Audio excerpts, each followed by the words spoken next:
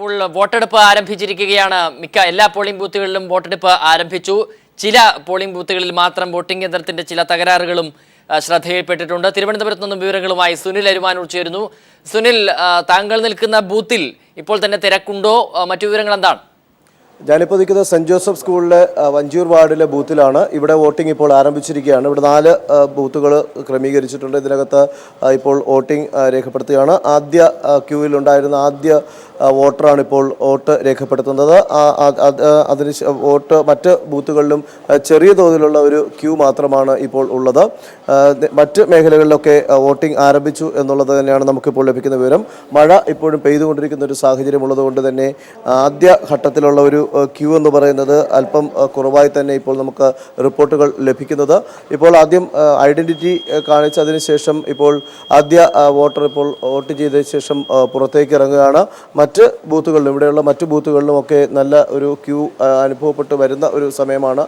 മഴ കുറച്ച് മാറിക്കഴിഞ്ഞാൽ നല്ലൊരു നീണ്ട ഒരു ക്യൂ തന്നെ നമുക്ക് ഇവിടുന്ന് ലഭിക്കും. ഇവിടെ സ്ത്രീ വോട്ടർമാരും ഇപ്പോൾ എത്തിച്ചേർന്നിട്ടുണ്ട്. 3255 പോളിംഗ് സ്റ്റേഷനുകളാണ് തിരുവനന്തപുരം ജില്ലയിൽ ഒരുക്കിയിട്ടുള്ളത്. ഇവിടെ തിരുവനന്തപുരം കോർപ്പറേഷൻ്റെ വാർഡായതുകൊണ്ട് തന്നെ ഒരു വോട്ട് മാത്രമാണ് ഇവർക്ക് രേഖപ്പെടുത്താൻ സാധിക്കുക. ഗ്രാമപഞ്ചായത്തിൽ 3 വോട്ടുകൾ 3 മെഷീനുകളാണ് ക്രമീകരിച്ചിട്ടുള്ളത്. ബ്ലോക്ക് പഞ്ചായത്തും അതുപോലെ തന്നെ ഗ്രാമപഞ്ചായത്തിലെയും ജില്ലാ പഞ്ചായത്തിലെയും വോട്ടുകൾ അവർക്ക് രേഖപ്പെടുത്താവുന്നതാണ്. അതിനുശേഷമായിരിക്കും അവർക്ക് മടങ്ങേണ്ടി വരിക. അതുകൊണ്ട് അവിടെ അല്പം കൂടെ സമയം ഓരോ വോട്ടർക്കും എടുക്കുമെന്നുള്ളതാണ്. ഈ സാധാരണ രീതിയിൽ വരുന്നതിനേക്കാൾ കുറച്ചുകൂടെ സമയം എടുക്കുമെന്നുള്ളതാണ് അവിടുത്തെ കാര്യം പറയുമ്പോൾ നമുക്ക് എടുത്തു പറയേണ്ട ഒരു കാര്യം. അതുകൊണ്ട് തന്നെ വോട്ടർമാർ വളരെ ശ്രദ്ധയോടുകൂടി തന്നെയായിരിക്കും അത്തരത്തിൽ വോട്ടിംഗ് രേഖപ്പെടുത്തുക.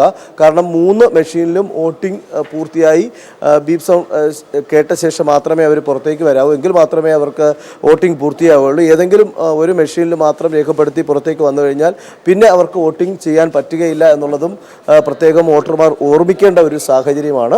അത് ഉദ്യോഗസ്ഥർ നേരത്തെ തന്നെ മാധ്യമങ്ങളിലൂടെയൊക്കെ അറിയിച്ചിട്ടുള്ളതാണ്. എന്തായാലും ഇപ്പോൾ ക്യൂ നിൽക്കുന്ന വോട്ടർമാരുടെ ശ്രദ്ധയ്ക്ക് വേണ്ടി തന്നെ നമുക്കത് ഒന്നുകൂടെ ഓർമ്മപ്പെടുത്തുന്നു. അത്തരം ഗ്രാമപ്രദേശങ്ങളിൽ വോട്ടിംഗ് ചെയ്യുന്നവർക്ക് പ്രത്യേക ഒരു ശ്രദ്ധ ആ കാര്യത്തിൽ വേണം എന്നുള്ളത് തന്നെയാണ്.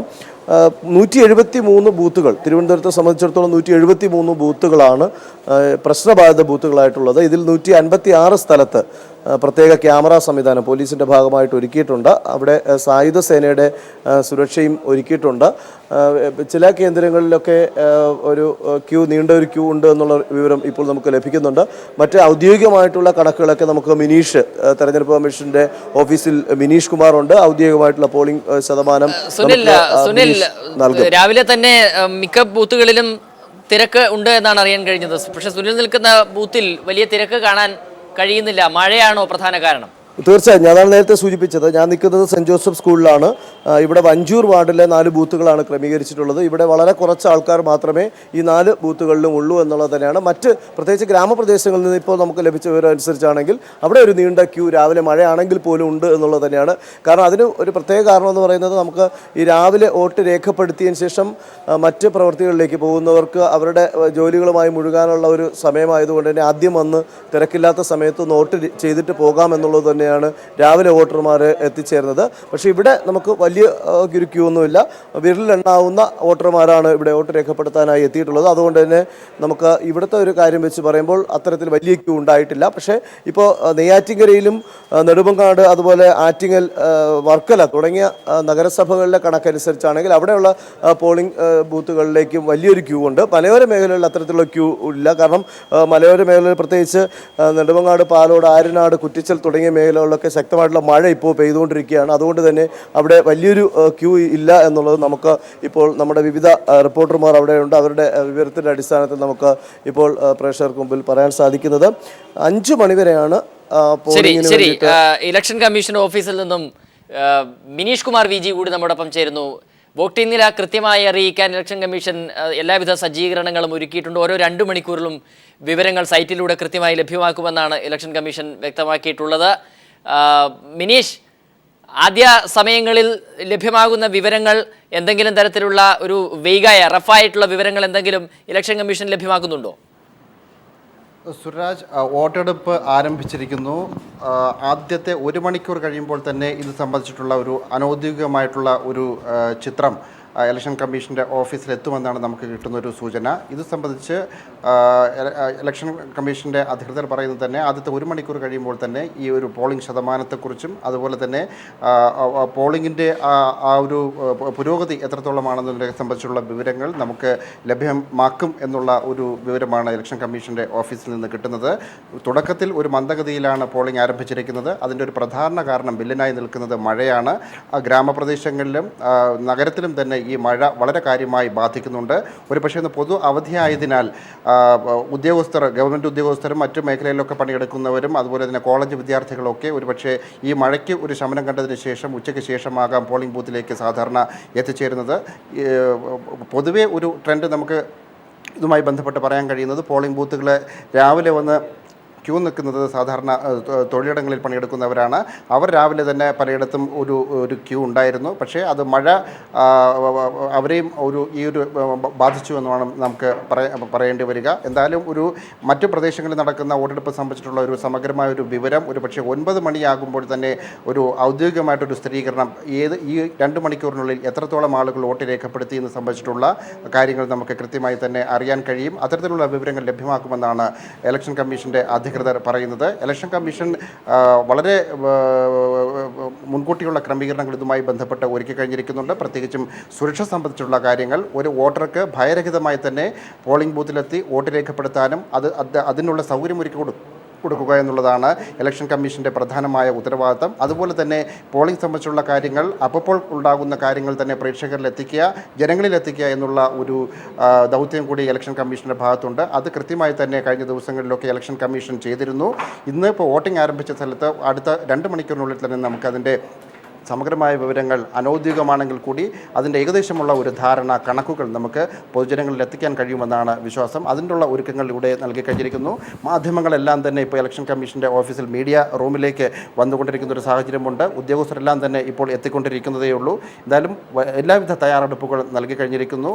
ചില പ്രശ്നബാധിത ബൂത്തുകൾ മറ്റ് ജില്ലകളിലൊക്കെ പോലെ തന്നെ തിരുവനന്തപുരത്തെയും അലട്ടുന്ന ചില പ്രശ്നബാധിത ബൂത്തുകളുണ്ട്. 173 ബൂത്തുകളാണ് പ്രശ്നബാധിത ബൂത്തുകൾ. ഇതിൽ പരമാവധി ഉള്ളത് കൂടുതലുള്ളത് തീരദേശ മേഖലകളാണ്. വിഴിഞ്ഞം, ഭീമാപള്ളി, പൂന്തുറ തുടങ്ങിയ മേഖലയിലൊക്കെ ഈ പ്രശ്നബാധിത ബൂത്തുകളാണ്. ഇതിൽ 156 ബൂത്തുകൾ തന്നെ ക്യാമറ നിരീക്ഷണത്തിലാണ്. അവിടെ ഏതൊക്കെ തരത്തിലുള്ള സെക്യൂരിറ്റി വീഴ്ച അല്ലെങ്കിൽ സുരക്ഷാ വീഴ്ച ഉണ്ട്, അത്തരത്തിലുള്ള കാര്യങ്ങളൊക്കെ മുൻകൂട്ടി ശരി വിനീഷ് കുമാറിലേക്ക് വരാം. ഇപ്പോൾ മധ്യ കേരളത്തിൽ നിന്നും വിവരങ്ങൾ നൽകാം. മധ്യ കേരളത്തിലെ ഇന്ന് തെരഞ്ഞെടുപ്പ് നടക്കുന്ന ഏക ജില്ലയായ ഇടുക്കിയിൽ നിന്നും വിവരങ്ങൾ നൽകാനായി സമീർ വാഴങ്കോട് ചേരുന്നു. സമീർ, ഇടുക്കിയിൽ രാവിലെ 7 മണിക്ക് പോളിംഗ് ആരംഭിച്ചപ്പോൾ എങ്ങനെയാണ്, മന്ദഗതിയിലുള്ള പോളിംഗ് ആണോ സമീറിന് വിവിധ ബൂത്തുകളിൽ കാണാൻ കഴിയുന്നത്? സുരാജ്, ലോ റേഞ്ചിൽ അത്യാവശ്യം നല്ല രീതിയിൽ തന്നെ വോട്ടർമാർ എത്തിക്കൊണ്ടിരിക്കുന്ന കാഴ്ചയാണ് നമുക്ക് കാണാൻ കഴിയുന്നത്. എന്നാൽ ഹൈ റേഞ്ചിൽ ഇപ്പോൾ ഒന്നും കാര്യമായ രീതിയിലുള്ള ഒരു വോട്ടർമാരെ കാണാൻ കഴിയില്ല. പ്രധാനമായും അവിടെ ശക്തമായ തണുപ്പാണ് എന്നുള്ളത് കൊണ്ട് തന്നെ 10 മണിക്ക് ശേഷമായിരിക്കും ഹൈ റേഞ്ചിലെ ഓരോ പോളിംഗ് ബൂത്തുകളും സജീവമാകുകയുള്ളൂ. എന്നാൽ ലോ റേഞ്ചിൽ ഇപ്പോൾ ഏറെക്കുറെ വിവിധ ഇടങ്ങളിൽ നിന്നുള്ള വോട്ടർമാർ എത്തിക്കൊണ്ടിരിക്കുന്നു. വിവിധ ബൂത്തുകളിൽ ഇപ്പോൾ വലിയ രീതിയിലുള്ള ഒരു സാന്നിധ്യം തന്നെ നമുക്ക് കാണാൻ കഴിയും.